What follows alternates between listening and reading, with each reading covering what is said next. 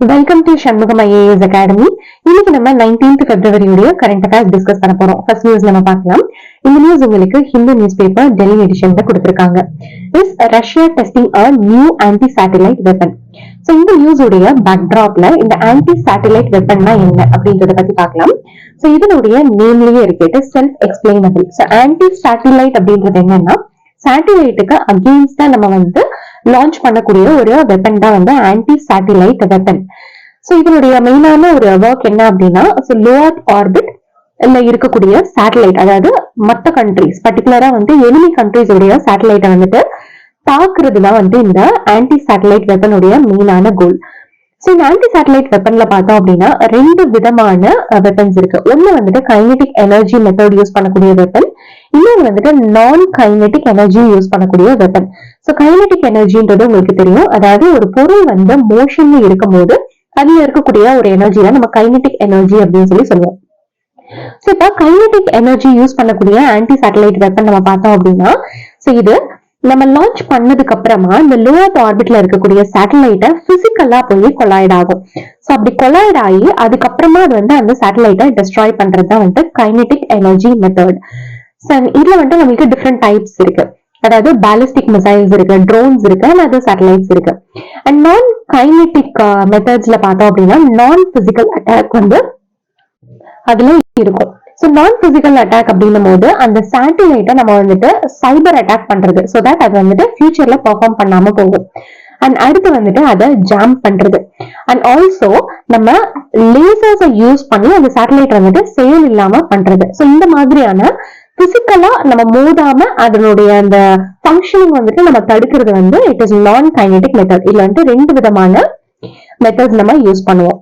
So இதுல நிறைய countries பார்த்தோம் அப்படின்னா இந்த ஆன்டி சேட்டலைட் டெக்னாலஜி அப்படின்றத வச்சிருக்காங்க. ஆனா 4 கண்ட்ரிஸ் மட்டும்தான் இந்த ஏசாட் கேப்பபிலிட்டிஸ், அதாவது ஆன்டி சேட்டலைட் அந்த கேப்பபிலிட்டிஸை டெமான்ஸ்ட்ரேட் பண்ணியிருக்காங்க. அதுல நம்மளுடைய இந்தியாவும் ஒண்ணு. சோ இந்தியா டெமான்ஸ்ட்ரேட் பண்ண இந்த ஆன்டி சேட்டலைட் வெப்பனுடைய பேர் என்ன அப்படின்னா சக்தி. சோ இதுல உண்டாகக்கூடிய மெயினான இஷ்யூஸ் என்ன அப்படின்னா ஸ்பேஸ் டெப்ரிஸ், அதாவது ஒவ்வொரு கண்ட்ரிஸும் அவங்களுடைய எனிமி கண்ட்ரிஸோடைய சேட்டலைட்டை அவங்க டெஸ்ட்ராய் பண்ணாங்க அப்படின்னா அதுல இருந்து வரக்கூடிய அந்த வேஸ்ட் பார்த்தோம் அப்படின்னா ஸ்பேஸ்ல தான் இருக்கும். சோ இது நம்மளுடைய அந்த டெலிஸ்கோப் உடைய அந்த விசிபிலிட்டி கம்மி பண்ணும். அதே மாதிரி நிறைய ஒர்க்கிங் சேட்டலைட் உடைய ஃபங்க்ஷனிங்கே அஃபெக்ட் பண்ணும். சோ இதுதான் என்னுடைய இஷ்யூ. அடுத்த நியூஸ் நம்ம பார்க்கலாம். இந்த நியூஸ் உங்களுக்கு டவுன் டு அர்த்ல கொடுத்திருக்காங்க. CMS COP14 action plans for African, Eurasian migratory landbirds and other avian species adopted. இப்போ ரீசெண்டா convention on migratory species, so இந்த கன்வென்ஷனுடைய COP14, அதாவது இந்த மெம்பர் கண்ட்ரிஸ் எல்லாருமே சேர்ந்து ஒரு கான்ஃபரன்ஸ்ல மீட் பண்ணுவாங்க. So that is called as conference of parties. So இதனுடைய COP14, அதாவது 14வது மீட்டிங் நடந்திருக்கு. சோ இதுல பார்த்தோம் அப்படின்னா action plan for African, Eurasian and migratory landbirds and other avian ஸ்பீஷீஸா அடாப்ட் பண்ணியிருக்காங்க.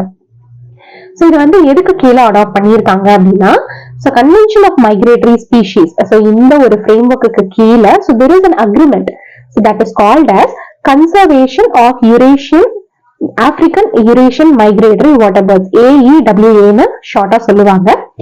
அண்ட் இந்த ஒரு அக்ரிமெண்ட்டுக்கு கீழே தான் இந்த ஆக்ஷன் பிளான கொண்டு வந்திருக்காங்க. சோ இந்த convention on migratory species, so இத யார் அட்மினிஸ்ட்ரேட் பண்றாங்க அப்படின்னா it is United Nations environment programme. So இந்த ஒரு அக்ரிமெண்ட்டை பத்தி நம்ம பார்க்கலாம். சோ இந்த அக்ரிமெண்ட் பார்த்தோம் அப்படின்னா it is an intergovernmental treaty. அதாவது இப்போ நிறைய மைக்ரேட்டரி ஸ்பீஷீஸ் பார்த்தோம் அப்படின்னா ஒரு கண்ட்ரில இருந்து இன்னொரு கண்ட்ரிக்கு அது மைக்ரேட் ஆகும். ஃபார் எக்ஸாம்பிள் நம்ம ரைனோசரஸ் எடுத்துக்கலாம். சோ ரைனோசரஸ் மோஸ்டா நம்மளோட இந்தியால எங்க பிரசென்ட் ஆயிருக்கும், சோ இது Assam and north eastern region, Pobitora இந்த மாதிரியான வைல்ட் லைஃப் சாங்சுரியில பிரசென்ட் ஆயிருக்கும். சோ இப்ப இது இந்தியாவில மட்டும் கன்ஃபைன் ஆகி இருக்காது, because that is not an Indian citizen இல்லையா. அதனால அது என்ன பண்ணும் அப்படின்னா இப்ப கிராஸ் பார்டர் அது தாண்டி போகும், அதாவது அது நேபாளுக்கு போகும், திபெத்துக்கு போகும். இந்த மாதிரி கிராஸ் பார்டர் கிராசிங்ஸ் இந்த மாதிரி அனிமல்ஸ் பண்ணும். சோ அப்ப ஒரே ஒரு கண்ட்ரில மட்டும் நம்ம இந்த மைக்ரேட்டரி ஸ்பீஷீஸை ப்ரொடெக்ட் பண்றதுக்கான மெஷர்ஸ் எடுக்க முடியாது. சோ அந்த ரேஞ்ச் கண்ட்ரிஸ் எல்லாருமே சேர்ந்து நம்ம ப்ரொடெக்ட் பண்ணாதான் அந்த ஸ்பீஷீஸை நம்மளால ப்ரொடெக்ட் பண்ண முடியும். சோ அதனால மைக்ரேட்டரி ஸ்பீஷீஸ் எந்தெந்த இடங்கள்ல எல்லாம் ஸ்ப்ரெட் ஆயிருக்கோ அந்த கண்ட்ரிஸ் எல்லாருமே சேர்ந்து அதை பாதுகாக்கிறதுக்கான ஒரு அக்ரிமெண்ட்டை போடுவாங்க. சோ அந்த மாதிரியான ஒரு அக்ரிமெண்ட் தான் இது. So it is an intergovernmental treaty. So இதுல என்னென்னலாம் இன்வால்வ் ஆயிருக்கு அப்படின்னா, so இதுல வந்துட்டு Africa, Europe, Middle East, Central Asia, Greenland and Canadian archipelago இது எல்லா ஹேபிட்டட்ஸும் வந்து இன்க்ளூட் ஆயிருக்கு, பர்டிகுலரா for the conservation of migratory water birds. So இதுல வந்துட்டு it brings together countries and also international conservation community. அதாவது கவர்மெண்ட் மட்டும் இல்லாம கன்சர்வேஷன்ல இன்வால்வ் ஆயிருக்கக்கூடிய அந்த கம்யூனிட்டி இவங்க எல்லாருமே வந்து ஒண்ணு சேர்ந்து மைக்ரேட்டரி வாட்டர் பேர்ட்ஸை ப்ரொடெக்ட் பண்ணுவாங்க. இதுக்கு கீழே 255 மைக்ரேட்டரி வாட்டர் பேர்ட்ஸ் வந்து இன்க்ளூட் பண்ணியிருக்காங்க. பர்டிகுலரா இந்த வாட்டர் பேர்ட்ஸ் வந்து they will be dependent upon the wetlands. And இந்த ஒரு அக்ரிமெண்டோடைய செக்ரட்டரியேட் எங்க இருக்கு அப்படின்னா, it is based in Bonn, that is in Germany. அடுத்த நியூஸ் நம்ம பார்க்கலாம். இந்த நியூஸ் உங்களுக்கு ஹிந்துஸ்தான் டைம்ஸ்ல கொடுத்திருக்காங்க. சோ பாரதிய பாஷா சமிதியுடைய சேர்மனான சாமு கிருஷ்ண சாஸ்திரி இவங்க வந்து என்ன சொல்லியிருக்காங்க அப்படின்னா, இந்தியன் லாங்குவேஜஸ் நம்ம வந்து எல்லா இந்தியன் லாங்குவேஜஸையும் நம்ம ப்ரொடெக்ட் பண்ணணும் அப்படின்றத சொல்லியிருக்காங்க. சோ இதனுடைய பேக்ட்ராப்ல இந்த பாரதிய பாஷா சமிதினா என்ன அப்படின்றத பத்தி நம்ம பார்க்கலாம். சோ இந்த பாரதிய பாஷா சமிதி அப்படின்றது வந்து நம்ம இந்தியன் லாங்குவேஜை ப்ரமோட் பண்றதுக்கான ஒரு ஹை பவர்டு கமிட்டி. சோ இது வந்து 2021ல செட்டப் பண்ணியிருக்காங்க. It was constituted by ministry of education. So இதனுடைய மெயினான மேண்டேட் என்ன அப்படின்னா, நேஷனல் எஜுகேஷன் பாலிசி ஆஃப் 2020ல சொன்ன மாதிரி நம்மளுடைய இந்தியன் லாங்குவேஜஸ் எல்லாத்தையுமே வந்துட்டு நம்ம ஹோலிஸ்டிக்கா டெவலப் பண்றதுதான் இந்த ஒரு கமிட்டியோடைய மெயினான மேண்டேட். அண்ட் ஆல்சோ இந்த கமிட்டி என்ன பண்ணுவாங்க அப்படின்னா, எஜுகேஷன் மினிஸ்ட்ரியை வந்து existing language teaching and research நம்ம எப்படி எல்லாம் மாத்தி இந்தியன் லாங்குவேஜஸை ப்ரமோட் பண்ணலாம் அப்படின்ற அந்த ஒரு ரெக்கமெண்டேஷனை இந்த கமிட்டி மினிஸ்ட்ரிக்கு கொடுப்பாங்க. That is particularly ministry of education. அடுத்த நியூஸ் நம்ம பார்க்கலாம். இந்த நியூஸ் உங்களுக்கு வந்துட்டு யூரோப்பியன் யூனியன் அந்த சைட்ல இருக்கக்கூடிய நியூஸ்ல கொடுத்திருக்காங்க. And the Middle East headache for Munich security conference boss Christoph Heusgen. ரீசெண்டா முனிச் செக்யூரிட்டி கான்ஃபரன்ஸ்ல ஒரு one time diplomat and Merkel adviser இவர் வந்து இஸ்ரேல் பாலஸ்தீன் கான்ஃபிளிக்ட்ல ஒரு ஸ்டாண்ட் எடுத்திருக்காரு. அது வந்து இப்ப ரீசெண்டா ஒரு கான்ட்ரோவர்சியா ரைஸ் பண்ணிருக்கு. அது வந்து நம்மளுக்கு இம்பார்ட்டன்ட் கிடையாது. பட் இந்த முனிச் செக்யூரிட்டி கான்ஃபரன்ஸ்னா என்ன அப்படின்றது நம்மளுக்கு இம்பார்ட்டன்ட். இதை பத்தி நம்ம பார்க்கலாம். இந்த முனிச் செக்யூரிட்டி கான்ஃபரன்ஸ் அப்படின்றது ஒரு வேர்ல்ட் லீடிங் ஃபோரம், பர்டிகுலரா இன்டர்நேஷனல் செக்யூரிட்டி பாலிசியை வந்துட்டு டிபேட் பண்றதுக்கான ஒரு ஃபோரம். இதனுடைய மெயினான ஒர்க் என்ன அப்படின்னா, நம்மளுடைய வேர்ல்ட்ல நிறைய இடங்கள்ல நம்மளுக்கு கான்ஃபிளிக்ட் இருக்கு. ஃபார் எக்ஸாம்பிள் ரஷ்யா உக்ரைன், அதே மாதிரி இஸ்ரேல் பாலஸ்தீன், இந்த மாதிரி நிறைய கான்ஃபிளிக்ட்ஸ் இருக்கு. ஆனா இந்த கான்ஃபிளிக்ட்ஸ் எல்லாம் வந்து நம்ம இன்ஃபார்மலா நம்ம டயலாக்ஸ் மூலியமா எல்லாத்தையுமே வந்துட்டு சால்வ் பண்ணி வேர்ல்ட் லெவல்ல ஒரு பீஸ்ஃபுல்லான இது வந்து நம்ம நிலைநாட்டணும் அப்படின்றதுக்கான ஒரு கான்ஃபரன்ஸ் தான் இது. இதுல வந்து they will follow an informal dialogue within the international security community. இது வருஷம் பார்த்தோம் அப்படின்னா பிப்ரவரியில நடக்கும். இது எப்ப ஸ்டார்ட் ஆச்சு அப்படின்னா 1963ல. it was held in Munich. அதனாலதான் இதை முனிச் செக்யூரிட்டி கான்ஃபரன்ஸ்னு சொல்றாங்க. it is in Bavaria, Germany. இந்த ஒரு கான்ஃபரன்ஸ்ல பார்த்தோம் அப்படின்னா security experts, politicians, military leaders and defence industry from around the world எல்லாருமே இருப்பாங்க. எல்லாருமே சேர்ந்து நெகோசியேட் பண்ணி ஒரு டெசிஷனை அவங்க வந்து எடுப்பாங்க. அது மட்டும் இல்லாம இந்த முனிச் செக்யூரிட்டி கான்ஃபரன்ஸ் வந்து முனிச் செக்யூரிட்டி ரிப்போர்ட்டையும் வந்துட்டு இவங்க ரிலீஸ் பண்றாங்க. அடுத்த நியூஸ் நம்ம பார்க்கலாம். இந்த நியூஸ் உங்களுக்கு இந்தியன் எக்ஸ்பிரஸ்ல கொடுத்திருக்காங்க. How long will 5 members override 188 nations India on the UNSC reforms? இந்தியாவுடைய permanent representative at the United Nations ambassador ஆன ருச்சிரா கம்போஜ் இவங்க வந்து இன்டர் கவர்மெண்டல் நெகோசியேஷன்ஸ்ல என்ன சொல்லியிருக்காங்க அப்படின்னா, யுனைடெட் நேஷன் செக்யூரிட்டி கவுன்சிலை நம்ம வந்துட்டு ரிஃபார்ம் பண்ணணும்ன்றத சொல்லியிருக்காங்க. அண்ட் ஆல்சோ இவங்க என்ன எம்பசிஸ் பண்ணியிருக்காங்க அப்படின்னா, ஒரு 5 பவர்ஃபுல் கண்ட்ரிஸ் மட்டும் எப்படி 188 நேஷன்ஸ் அவங்க வந்து ஓவர்ரைட் பண்ண முடியும், அதை வந்து நம்ம பார்த்துட்டு இருக்க கூடாது அப்படின்றத சொல்லியிருக்காங்க. அது மட்டும் இல்லாம யுனைடெட் நேஷன் செக்யூரிட்டி கவுன்சிலை நம்ம ரிஃபார்ம் பண்ணணும் அப்படின்னா அதுல ஈக்விட்டி அப்படின்றத வந்து நம்ம கொண்டு வரணும். ஈக்விட்டி அப்படின்றது வந்து இப்ப நிறைய கண்ட்ரிஸ் இருக்கு. அந்த கண்ட்ரிஸ் உடைய சைஸ் அண்ட் பாப்புலேஷன் இல்லைன்னா அதனுடைய பவர் என்ன கம்மியா இருந்தாலும் எல்லாருமே யுஎன்எஸ்சில ஈக்குவட்டபிளா ரெப்ரசென்ட் பண்ணப்படணும் அப்படின்றத இவங்க எம்பசிஸ் பண்ணியிருக்காங்க.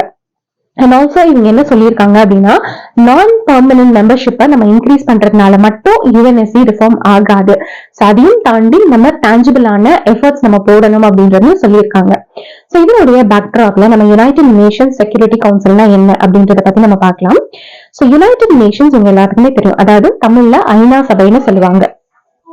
சோ இந்த யுனைடெட் நேஷன்ஸ் உடைய அந்த சாப்டர்ல நம்ம பார்த்தோம் அப்படின்னா 6 main organs of United Nations வந்து எஸ்டாப்ளிஷ் பண்ணியிருக்காங்க.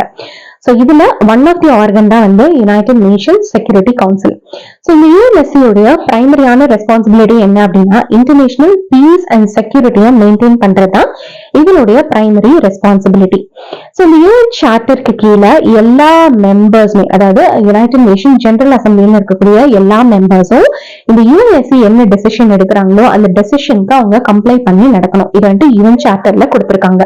அண்ட் ஆல்சோ செக்யூரிட்டி கவுன்சிலுடைய அந்த பெர்மனன்ட் ரெசிடென்ஸ் வந்து எங்க இருக்கு அப்படின்னா நியூயார்க் சிட்டில வந்து பிரசன்ட் ஆயிருக்கு. சோ இதனுடைய மெம்பர்ஷிப் பத்தி நம்ம பார்க்கலாம். சோ நீங்க நிறைய படிச்சிருப்பீங்க, அதாவது இதுல வந்துட்டு P5 மெம்பர்ஸ் இருப்பாங்க. அதாவது P5 மெம்பர்ஸ், அதுக்கப்புறம் நான் பெர்மனண்டா வந்துட்டு 10 மெம்பர்ஸ் இருப்பாங்க. சோ டோட்டலா வந்துட்டு 15 மெம்பர்ஸ் அதே. சோ இந்த P5 மெம்பர்ஸ் யாரு அப்படின்னா it is United kingdom, China, France, Russia, அதுக்கப்புறம் யுனைடெட் ஸ்டேட்ஸ். அண்ட் இந்த 5 கண்ட்ரீஸ்க்கு வந்துட்டு வீட்டோ பவர் இருக்கு. அதாவது யுனைடெட் நேஷன் செக்யூரிட்டி கவுன்சில் ஏதாவது ஒரு டெசிஷன் எடுக்கிறாங்க அப்படின்னா இதுல இந்த 5 மெம்பர்ஸ்ல யாராவது வீட்டோ பண்ணாங்க அப்படின்னா அந்த டெசிஷனை அடாப்ட் பண்ண மாட்டாங்க. சோ அந்த பவர் வந்து அவங்களுக்கு இருக்கு. சோ whereas இந்த 10 நான் பெர்மனன்ட் மெம்பர்ஸ் வந்து யாரு இருப்பாங்க அப்படின்னா யுனைடெட் நேஷன் ஜெனரல் அசம்பிளி வந்துட்டு இவங்களை செலக்ட் பண்ணுவாங்க. அதாவது 2 வருஷத்துக்கு ஒரு தடவை 5 மெம்பர்ஸ் வந்து செலக்ட் பண்ணுவாங்க. சோ இவங்க வந்து வேரியஸ் பார்ட்ஸ் ஆஃப் த ரீஜனை வந்து ரெப்ரசென்ட் பண்ணுவாங்க. சோ இந்த இன்டர் கவர்மெண்டல் நெகோசியேஷன்ஸ்ல என்ன அப்படின்றத பத்தி நம்ம பார்க்கலாம். சோ யுஎன்எஸ்சி அப்படின்றது வந்து இப்ப இருக்கக்கூடிய வேர்ல்ட் ஆர்டருக்கு ஏத்த மாதிரி இல்ல. சோ இது எல்லாமே உங்களுக்கு தெரியும்.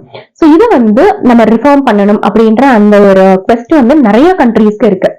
சோ இவங்க எல்லாருமே வந்து ரிஃபார்ம் பண்ணணும் அப்படின்னு சொல்லி அவங்க சொல்றதுனால இந்த இன்டர் கவர்மெண்டல் நெகோசியேஷன்ஸ் அப்படின்னு சொல்லி ஒரு டிஸ்கஷன் வந்து ஆரம்பிச்சாங்க. சோ இது எப்ப ஆரம்பிச்சாங்க அப்படின்னா 2008ல. அதாவது இது ஒரு பிளாட்ஃபார்ம். இந்த பிளாட்ஃபார்ம்ல யுஎன்எஸ்சி வந்து என்னென்னலாம் ரிஃபார்ம் பண்ணணும்னு நினைக்கிறாங்களோ அந்த டிஸ்கஷன்ஸ், டயலாக்ஸ் எல்லாமே இந்த இடத்துல வந்து அவங்க பேசுவாங்க. So this is a discussions and negotiations among the member states of United Nations aimed at reforming the structure அதுக்கப்புறம் function of the UNSC. So UNSC நம்ம ரிஃபார்ம் பண்ணணும், அதாவது ஸ்ட்ரக்சர் மட்டும் இல்லாம அதனுடைய ஃபங்க்ஷனையும் நம்ம ரிஃபார்ம் பண்ணணும் அப்படின்ற நெகோசியேஷன்ஸ், டிஸ்கஷன்ஸ் எல்லாமே வந்து இங்கதான் நடக்கும். So இது வந்து 2008லயே ஆரம்பிச்சாலும் இது வந்து எந்த விதமான டான்ஜிபிள் ரிஃபார்ம்ஸும் அவங்களால அட்டைன் பண்ண முடியல. பிகாஸ் எல்லா மெம்பர்ஸும் சேர்ந்து ஒரு ஒருமித்தமான ஒரு முடிவை அவங்களால எடுக்க முடியல. சோ இந்த இன்டர் கவர்மெண்டல் நெகோசியேஷன்ஸ் உடைய காம்போசிஷன் பத்தி நம்ம பார்க்கலாம். சோ இதுல வந்து நிறைய இன்டர்நேஷனல் ஆர்கனைசேஷன்ஸ் வந்து அவங்கள ரெப்ரசென்ட் பண்றாங்க. ஃபர்ஸ்ட் வந்து ஆப்பிரிக்கன் யூனியன், அடுத்து வந்துட்டு G4 நேஷன்ஸ், அதாவது இந்தியா, பிரேசில், ஜப்பான், அதுக்கப்புறம் ஜெர்மனி. சோ இவங்க எல்லாருமே வந்து யுஎன்எஸ்சில ஒரு பெர்மனன்ட் சீட் வேணும் அப்படின்னு சொல்லி கேட்கறாங்க. So that countries are called as G4 countries. So அது மட்டும் இல்லாம uniting for the consensus group, UFC அப்படின்னு சொல்லி சொல்லுவாங்க. சோ இது வந்து ஷார்ட்டா காஃபி கிளப்னு சொல்லுவாங்க. They are also part of IGN. அடுத்து வந்துட்டு L69 group of the developing countries, Arab League, அதுக்கப்புறம் வந்துட்டு Caribbean community. So these are all the countries so that represent the intergovernmental negotiation. So இந்த IGNல தான் நம்மளுடைய இந்தியாவை சேர்ந்த அம்பாசிடர் அவங்களுடைய கருத்துக்களை தெரிவிச்சிருக்காங்க. So this is all about the news. So இன்னைக்கு ஒரு செட் ஆஃப் கரண்ட் அஃபேர்ஸ் நம்ம பார்த்துட்டோம். நாளைக்கு இன்னொரு செட் ஆஃப் கரண்ட் அஃபேர்ஸோட நான் உங்களை மீட் பண்றேன். Till then keep watching our channel. Thank you.